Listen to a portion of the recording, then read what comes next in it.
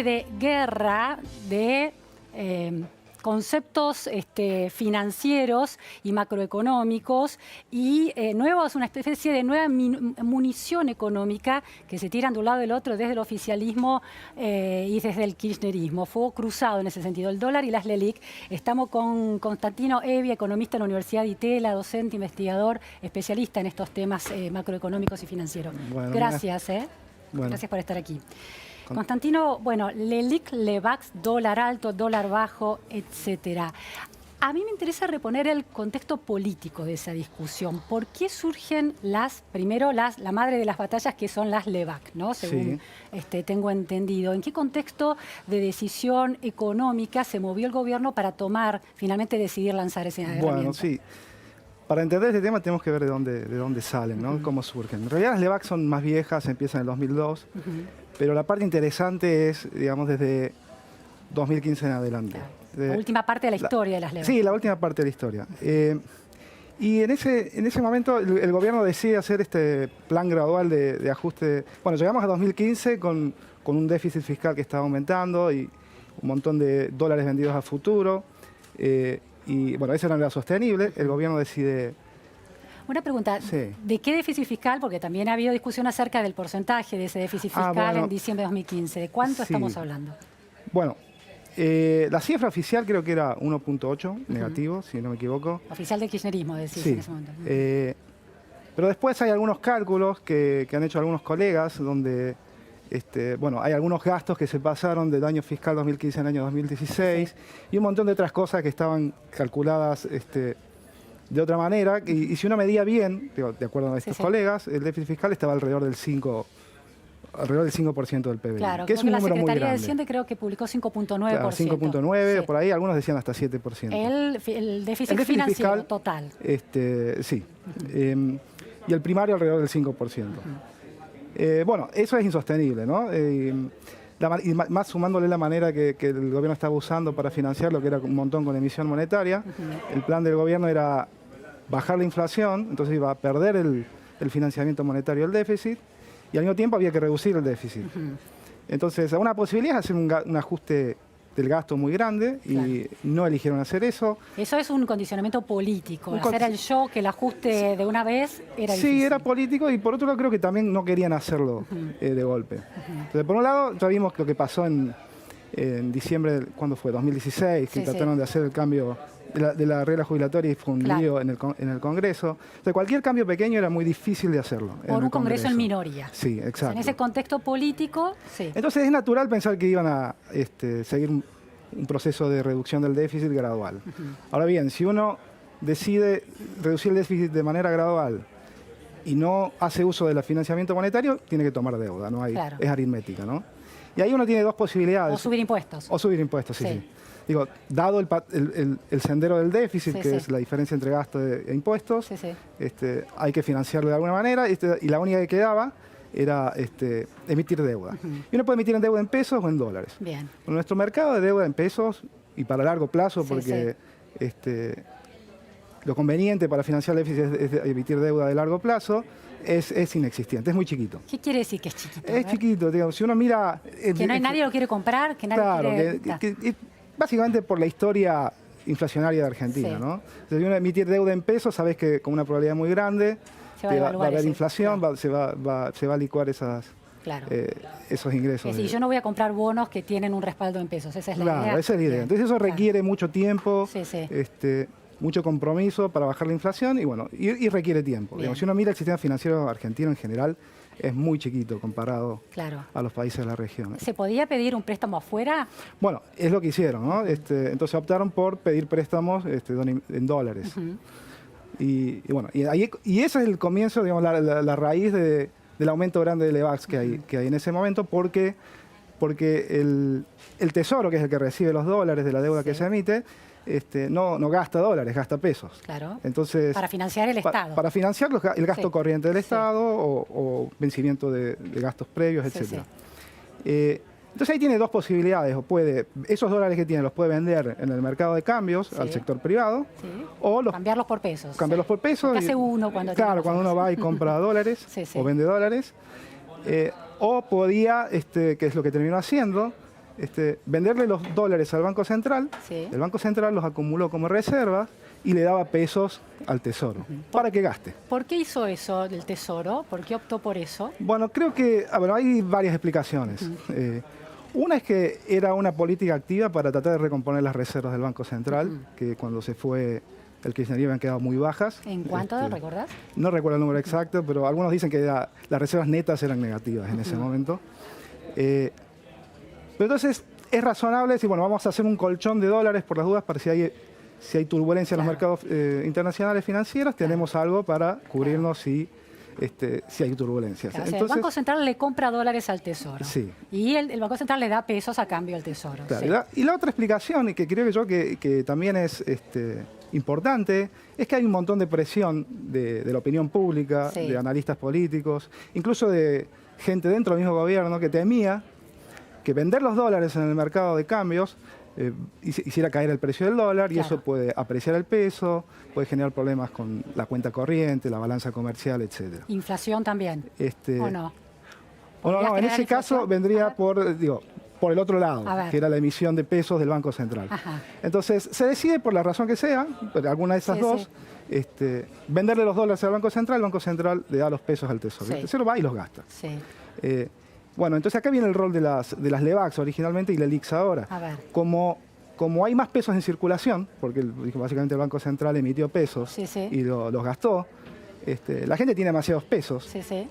Y eso se va a ir eventualmente, tarde o temprano, a aumentar a inflación Claro. o a aumento del precio del dólar. Claro. Entonces, el rol de las LEVAX, que es un instrumento de política monetaria del Banco Central, era para absorber esos pesos. Claro, atraerlos para que no se vayan Entonces, al básicamente consumo. yo te ofrezco un Claro. bono, Claro.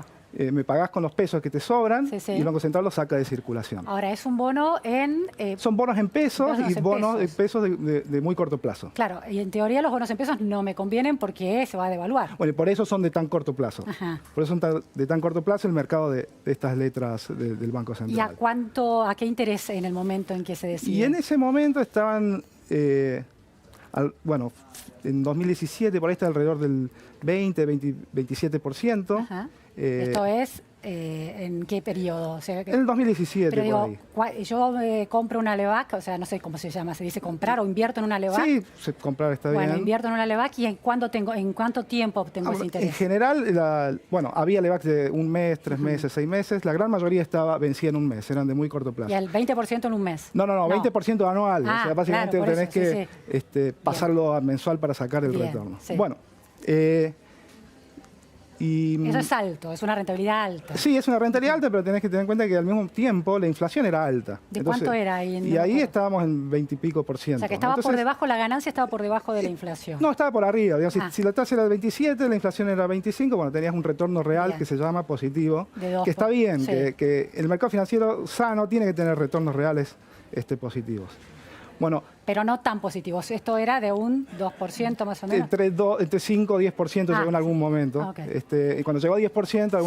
empezó a haber presiones para que Sturzenegger baje la tasa. Sí, sí. Pero bueno, Entonces, el plazo corto hacía que aquellos que querían invertir en pesos, aunque el peso se pudiera devaluar en el futuro, porque estamos acostumbrados a eso, me garantizara de que ganaba bueno, bien. Sí, en ese Sí. momento justo el dólar estaba más o menos planchado, Claro. entonces sacabas un retorno relativamente alto y después podías comprar más dólares que antes, Bien. básicamente.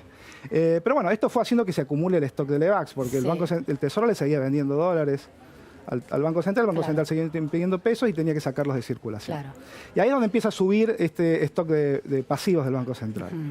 Ahora, el año pasado, después pasó toda esta turbulencia financiera, y el Banco Central decidió cambiar las LEVAX por las LELIX, que es un detalle técnico, pero es importante, que es las LELIX solamente las pueden comprar los bancos. Las LEVAX las podemos comprar cualquiera, vos, Sí. yo, ¿Y etc. por qué es un detalle técnico importante? Bueno, ¿Qué es un detalle consecuencia técnico tiene? porque como los bancos son sujetos de regulación del Banco Central, Sí. el Banco Central le es más fácil asegurarse o motivar a los bancos para que renueven Claro. estas LEVAX. Hay un control más directo. Es un control más directo. Con el otro tenés chances de que de repente todos nos ponemos de acuerdo de Claro. que de que... Hay un mercado que es más inestable y menos controlable, una Sí. mayor libertad de mercado. Sí, que fue lo que relación. terminó pasando el año pasado, que la gente dejó de renovar las LEVACs, empezó a ir al dólar y ahí eso fue la disparada del dólar. Interesante. Ahora, lo que dice Alberto Fernández es que el gobierno benefició a los bancos con las LELIQ, que los que están ganando son los bancos. Bueno, en realidad, ahora pasemos a explicar las LELIQ, porque antes yo invertía en LEVACs y bueno, recibía la plata en mi cuenta comitente, lo que sea. Ahora, los que invierten son los bancos, pero esa plata de los bancos, no es plata de los bancos, es plata de los ahorristas que invierten en su gran mayoría en plazos fijos en los bancos y los bancos tienen toda esa liquidez y van y compran LELIQs. Entonces es cierto que el Banco Central está vendiendo estos bonos a los bancos, pero en el fondo están los ahorristas con los plazos fijos. ¿no? Entonces, ¿se benefician los ahorristas de esa venta? Es una intermediación que están haciendo los bancos a los ahorristas. ¿Cómo se benefician los ahorristas de ese interés que ganan los bancos por las LELIQ? Bueno, porque el banco va a ofrecer una tasa de interés de plazo fijo más alto. A partir la idea es que como que la competencia entre bancos haga que, la competencia por los fondos de los ahorristas haga que suba la tasa de interés de los plazos fijos a algo relativamente cerca, con un spread, con una diferencia a la tasa de interés de la ¿Eso se dio efectivamente? Sí, y más cuando hicieron esto de los plazos fijos online, donde yo en mi cuenta de mi banco puedo abrir un plazo fijo en cualquier otro banco haciendo por internet directamente. Es decir, a ver si entiendo entonces las LELIQ. El Banco Central se los vende a los bancos adquieren entonces más pesos. Los bancos le entregan los pesos al Banco Central. Al revés. Y les da un papelito, las LELIQs, que es un bono de corto plazo. Que en un cierto plazo, también corto. También la mayoría son a un mes. Bien, pero eso le permite ofrecer a sus clientes, a los ahorristas, mejores condiciones de tasas de interés. Los plazos fijos, exacto. Pero bueno, entonces, ¿cuál es la propuesta de Fernández? Lo que me querías preguntar. Sí. Bueno, él dijo que bueno, vamos a bajar la tasa de interés. Primero dijo, no voy a pagar las tasas de interés, después dijo, bueno, no. En realidad lo que vamos a hacer es bajar la tasa de interés, está bien, de las LELIQs. ¿Hoy son del 3%? ¿Esto es así? Hoy están en el 60%. 60%. Anual, ¿no? Es tremendamente alto, la tasa de interés real ahora sí es alta, y esto no es sostenible. ¿La mayoría se liquidan anualmente o la mayoría se liquidan en plazos más cortos? ¿La mayoría de qué? La mayoría de las LELIQs. No, son todas de vencimiento anual. No, vencimientos muy cortos, de un mes, etc. Por eso tiene riesgo, volviendo a las LEVACs, por eso era el riesgo continuo de refinanciamiento, de que todos los meses hay que refinanciar un stock de deuda muy grande, que de repente si los inversores dicen yo ya no te presto más, se puede generar como una crisis. ¿Qué fue lo que terminó pasando el año pasado? Pero ahora como estaban las LELIQs, el Banco Central tiene más control sobre eso, pero bueno, está la discusión de si la tasa de interés es demasiado alta y si el gobierno podría usar esa plata que paga de interés para otras cosas. No la puede usar. Bueno, a ver.